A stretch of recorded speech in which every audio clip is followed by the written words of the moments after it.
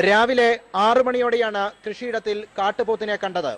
ചേട്ടാ പോലെ പോത്തുന്നു. അപ്പൊ ഞാൻ നോക്കിയപ്പോ അടുത്ത വീട്ടിലൊരു ജാതിരെ കടയിൽ കൂടെ പോത്ത് വന്നോണ്ടിരിക്കുന്നു. ഞാൻ വണ്ടി റോഡിലിട്ട് അവര് വീടിന്റെ അകത്തിട്ട് ചെരുപ്പ് കൊണ്ട് ഓടി കയറി. കണ്ടും കേട്ടുമറിഞ്ഞ് നാട്ടുകാരെത്തിയതോടെ പോത്ത് ഓട്ടം തുടങ്ങി. കൃഷികളും കമ്പിവേലികളും കുത്തിമറിച്ചിട്ടു. ബാലുമായി പോയ വിരിപ്പിൽ വത്സന്റെ ഭാര്യ ശോഭനയെ തട്ടിയിട്ടു. കാട്ടുപോത്തിനെ കണ്ട് ഭയന്നോടിയ ഇരിങ്ങാപ്പള്ളിൽ ബിനോജിന് വീണു പരിക്കേറ്റു. തുടർന്ന് വഴിയരികിലെ വാഴത്തോപ്പിൽ കാട്ടുപോത്ത് മണിക്കൂറുകളോളം തമ്പടിച്ചതോടെ നാട്ടുകാരുടെ യാത്ര മുടങ്ങി. ഞങ്ങൾ 3 പേരും കൂടെ പോന്നപ്പോഴാണ് ഇവിടെ നിന്ന് ചാടി ഇവിടെ വലിയ പൊളിഞ്ഞിറങ്ങണല്ലേ. അപ്പോൾ തന്നെ അങ്ങോട്ടും ചാടി. ഞാൻ ഓടി എൻ്റെ കാലൊക്കെ മുറിഞ്ഞ് ഇതിലെ കൂടെ ചാടി കയറി. അത് കഴിഞ്ഞിട്ട് പിന്നെ ഇവിടെ അരമണിക്കൂർ കൂടുതൽ വാഴത്തോപ്പിൽ നിന്നു. പോലീസും വനം വകുപ്പും ചേർന്ന് പടക്കം പൊട്ടിച്ച് ഭയപ്പെടുത്തി കാട്ടിലേക്ക് മടക്കി അയക്കാൻ ശ്രമിച്ചെങ്കിലും പോത്ത് കുലുങ്ങിയില്ല.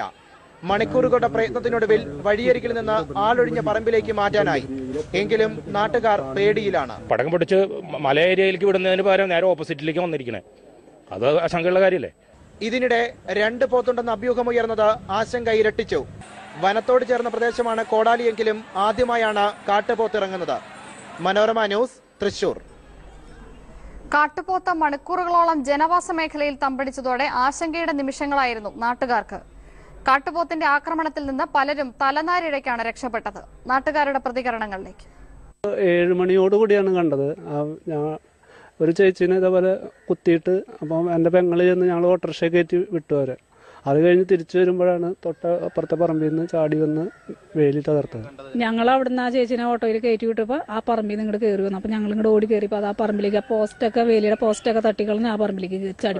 ആൾക്കാർക്ക് ഇപ്പോൾ പുറത്തേക്ക് ഇറങ്ങാനോ വീട്ടുകാർ ഇപ്പോൾ ആ ഭാഗത്തുള്ള വീട്ടുകാരൊക്കെ വാതിലടച്ചിട്ട് അകത്തിരിക്കുക. പിള്ളേരും പെണ്ണുങ്ങളൊക്കെ ഒറ്റണം പുറത്തിറങ്ങാൻ.